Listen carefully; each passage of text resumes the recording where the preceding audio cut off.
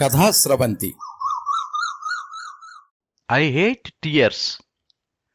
కథ రచన మణి వడ్లమాని. వినిపిస్తున్నవారు పప్పు భోగారావు.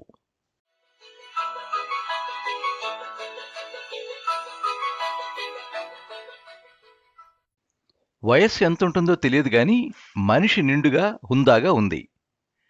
కాని చూస్తూ ఉంటే ఏదో తెలియని అంతుపట్టని భావం కలిగింది.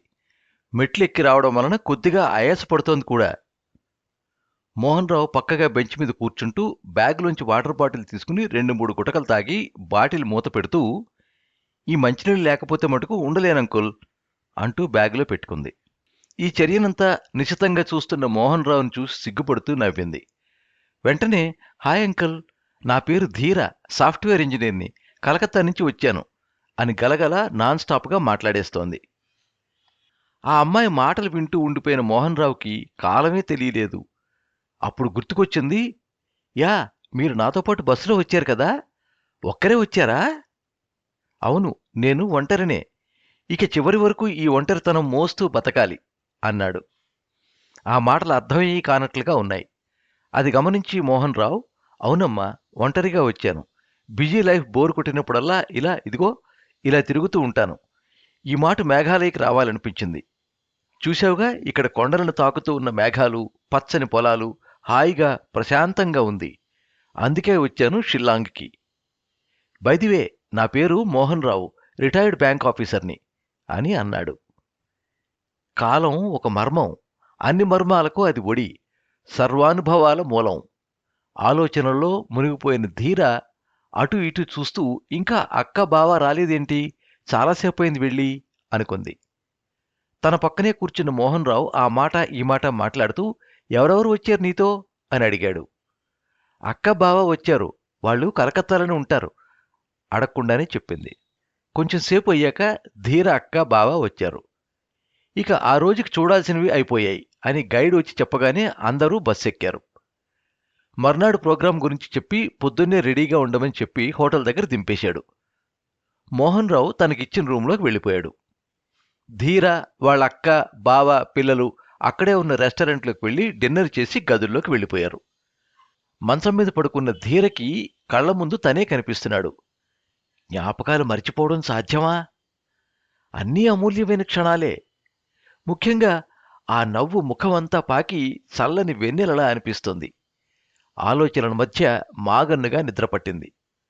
తుపాకుల మోత, బూట్ల టకటక చప్పుళ్ళు, ఏవో అరుపులు హఠాత్తుగా తెలివొచ్చింది. పక్కనే పడుకున్న అక్క కూతురు కొడుకులకు తెలివి రాకుండా మెల్లగా లేచింది. అప్పుడు, ఐ హేట్ టియర్స్ ధీరా, తన మాటలు చెవిలో చెబుతున్నట్టుగా అనిపించింది. ఆ మాటలను పదే పదే మననం చేసుకుంది. అక్కడ టేబుల్ మీద ఉన్న హ్యాండ్ బ్యాగ్ జిప్ తీసి లోపల అరలో దాచుకున్న ఉత్తరాన్ని తీసి మళ్లీ చదువుకుంది. అంతే, మండుతున్న మనస్సు చల్లబడింది. వెంటనే హాయిగా నిశ్చింతగా నిద్రపోయింది. మర్నాడు ఉదయమే అందరూ చిరపుంజీకి బయలుదేరారు. మొదటగా అక్కడ ప్రసిద్ధమైన 7 సిస్టర్ ఫాల్స్కి వెళ్లారు. చుట్టూరా కొండలు, వాటి అంచులను తాకుతూ మేఘమాలికలు, ఆ మధ్యలో ఈ జలపాతాలు. అద్భుతమైన దృశ్యం. ఇంకా అక్కడ పూర్తి వ్యాపారాత్మక ధోరణి రాలేదు. ఆ వాటర్ ఫాల్స్ గురించి కథలు కథలుగా చెప్పుకుంటారు. ఆ జలపాతాలను చూడడానికి అద్దెకిచ్చే బైనాక్లర్స్ కూడా ఉన్నాయి. అవి చూస్తూ మోహన్ రావు అనుకున్నారు, కీట్స్ అన్నట్టు a thing of beauty is a joy for ever.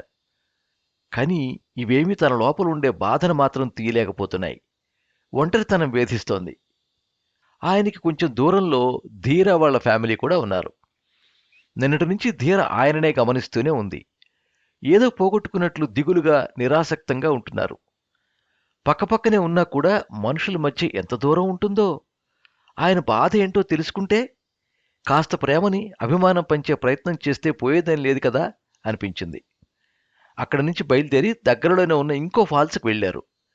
అది చాలా కిందకుంటుంది. ఎక్కడం దిగడం కూడా కష్టమే. అందుకని మోహన్ రావు పైనుండిపోయారు. ధీర వాళ్ళతో వెళుతున్నదల్లా వెనక్కి చూసి ఆయన ఉండిపోవడం గమనించి, నేను ఈ అంకుల్కి తోడుగా ఉంటా, మీరు వెళ్ళండి అని చెప్పి వెనక్కి వచ్చేసింది. ధీరకి అవకాశం చిక్కింది మోహన్ రావు గారితో మాట్లాడడానికి. బ్యాగులోంచి కొన్ని తినుబండారాలు తీసిస్తూ అసలే మాటకారేమో ఆయన్ని మాటల్లోకి దించింది. అప్పుడు తెలిసిన విషయం ఏమిటంటే, ఈ మధ్యనే ఆయన భార్య పోయింది. 2 పిల్లలు బయట దేశాల్లో ఉన్నారు. ఈయనకి అక్కడ వెళ్ళి ఉన్నా తోచడం లేదు. ఓపిక ఉన్నంత వరకు ఇలా ప్రదేశాలు చూడాలని అనుకుంటున్నారు. అసలు అప్పుడప్పుడు చనిపోవాలనిపిస్తుంది అనగానే, అంకుల్, మీరు పెద్దవారు, జీవితంలో అన్నీ చవిచూసినవారు. మీరే ఇలా అనుకుంటే కొంతమంది అప్పుడే జీవితం మొదలుపెట్టిన వాళ్ళకి ఇలాంటి విషాదాలు ఎదురుపడితే మరి వాళ్ళు దాన్ని ఎలా తీసుకోవాలి అనగానే, దానికి ఆయన, అమ్మా, చెప్పడానికి అన్నీ బావుంటాయి, అనుభవించే వాళ్ళకి తెలుస్తుంది ఆ కష్టం, ఒంటరితనం అన్నీ అనగానే, అంకుల్, నిజమే, మీ మాటను ఒప్పుకుంటాను. అయినా ఆ ట్రామా నుంచి బయటపడే పరిస్థితులను ఎదుర్కొన్న యువత చాలామందే ఉన్నారు. అబ్బే, నేను నమ్మనమ్మా అనేశాడు. కొంచెంసేపు ఇద్దరి మధ్య వాగ్వివాదాలు నడిచాయి. చివరగా, ఎందుకమ్మా ఈ ముసలాడిని నమ్మించడానికి ప్రయత్నం చేస్తున్నావు, వదిలేయి అన్నాడు. సరే, వదిలేస్తాను, కానీ ఇది చదవండి అని తన బ్యాగ్లోంచి ఒక ఉత్తరం తీసిచ్చింది. ఆయన ముందు మొహమాట పడ్డాడు. పర్వాలేదు అంకుల్, చదవండి అని బలవంతం చేసింది. ఇంగ్లీష్లో ఉన్న వాక్యాలు చదవసాగారు. డార్లింగ్ ధీరా, తిట్టుకోకు, ఈ ఉత్తరంలో స్వీట్ నథింగ్స్ లేవు. జీవితం ఎప్పుడు ఎలా మలుపులు తిరుగుతుందో తెలియదు. పైగా నువ్వు చాలా సెల్ఫ్ కాన్ఫిడెన్సు, డేరింగ్ నేచర్ ఉన్నదానివి. ట్రెక్కింగ్, మౌంటనీరింగ్ కూడా వెళ్ళావని తెలిసి నిన్ను చాలా ఇష్టపడ్డాను. అలాగే ఒక ఆర్మీ వ్యక్తిని పెళ్లి చేసుకోవడానికి ఇష్టపడ్డావంటేనే నువ్వేంటో అర్థమైంది. నీకు నువ్వే బలానివి, ఎవరి ఓదార్పు కోసం ఎదురు చూడకు. నిజమే, ఒక మనిషి సాన్నిహిత్యాన్ని మరిచిపోలేవు. ఆ జ్ఞాపకాలతో నీ కళ్ళు చెమరుస్తూనే ఉంటాయి. కానీ నీవు తెలుసుకోవలసింది ఒకటి ఉంది. మనుషులు ఎప్పుడూ ఒంటరిగానే వస్తారు, వెళతారు. ఒకళ్ళు ముందు, మరొకళ్ళు వెనుక. కానీ జీవితం మటుకు ఆగకూడదు. ఊపిరి ఉన్నంతవరకు సాగాలి. ఇదంతా ఎందుకు రాస్తున్నానంటే, రేపొద్దున నాకేదైనా కావచ్చు. ఒక ఆర్మీ ఆఫీసర్ భార్యగా నువ్వు కూడా అంతే ధైర్య సాహసాలతో జీవించాలి. దేన్నైనా ఎదుర్కొనేలా ఉండాలి. అసలు నీ పేరులోనే ఉంది ధైర్యం. అర్థమైందా? మళ్ళీ చెప్తున్నాను, ఐ హేట్ టియర్స్. ఎప్పటికీ నీ సూర్య. ఉత్తరం మడిచిస్తూ, ఓ, మీ భర్త ఆర్మీ ఆఫీసరా అని అన్నాడు. అవును అని తల ఊపింది. ఎక్కడ ఉండేది ఆయన? నువ్వేమో కలకత్తాలో జాబ్ కదా అనేసరికి ధీర వెంటనే తాను అక్కడ ఉన్నారు అంటూ ఆకాశం వైపు చూపించింది. పైగా సూర్యుడు ఆకాశంలోనేగా ఉండేది అంది. వాట్ అని గట్టిగా అరిచాడు. ఆ నిశ్శబ్ద వాతావరణంలో అతని గొంతు ప్రతిధ్వనించింది. నిండా జీవితాన్ని అనుభవించనే లేదు, అప్పుడే ఆమె జీవితంలో ఇంత విషాదమా అనుకుంటూ ధీర వైపు జాలిగా చూశాడు. వద్దంకుల్, అలా జాలిగా చూడకండి. నేను చాలా ధైర్యంగా ఉన్నాను. అవును, ఆయన ఈ దేశం కోసం తన ప్రాణాలను అర్పించారు. 2 ఏళ్ల క్రితం సరిహద్దులో జరిగిన శత్రువు దాడిలో మరణించారు. అందుకు నేను గర్వపడుతున్నాను. అలా ఉండమని నా భర్త ముందే చెప్పాడు. ఒకళ్ళ కోసం జీవితం ఆగకూడదు, ముందుకు సాగిపోతూ ఉండాలి. అదే పాటిస్తున్నాను. సో ఐ హేట్ టియర్స్ అంటూ హాయిగా నవ్వింది. ఇంత చిన్న వయసులో ఆ విషాదాన్ని మోస్తూ ఇంత ధైర్యంగా ఉండటం ఈ పిల్లకి ఎలా సాధ్యమైంది అనుకుంటూ ఆమె దగ్గరగా వెళ్ళి, గాడ్ బ్లెస్ మై చైల్డ్ అన్నాడు ఎమోషనల్గా. ఓహ్ అంకుల్, ఇదే వద్దు ప్లీజ్, నాతో నార్మల్గానే ఉండండి, నాకు జాలి నచ్చదు అంది మొహమాటం లేకుండా. ఓకే ఓకే, అలాగే, నువ్వు నా టీచర్వి, సరేనా అన్నాడు. ఎస్ మై బాయ్ అంటూ పక్కన నవ్వేసింది.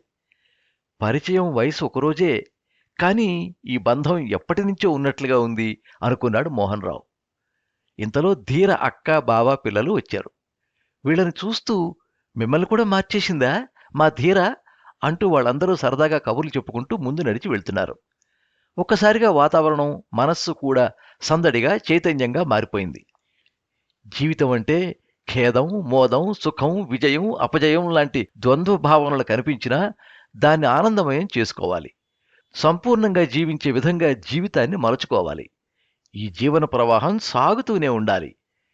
ఆమెనే చూస్తున్న మోహన్ రావు అనుకున్నాడు, అవును, నిజంగానే ఆమె ధీర.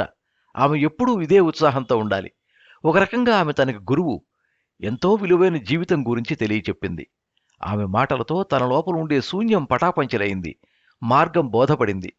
తన భార్య మొదలుపెట్టిన ఎన్నో మంచి పనులను పూర్తి చెయ్యాలి అనుకుంటూ ఉత్సాహంగా లేచి ధీర వాళ్ల వెనకాలే నడవసాగాడు.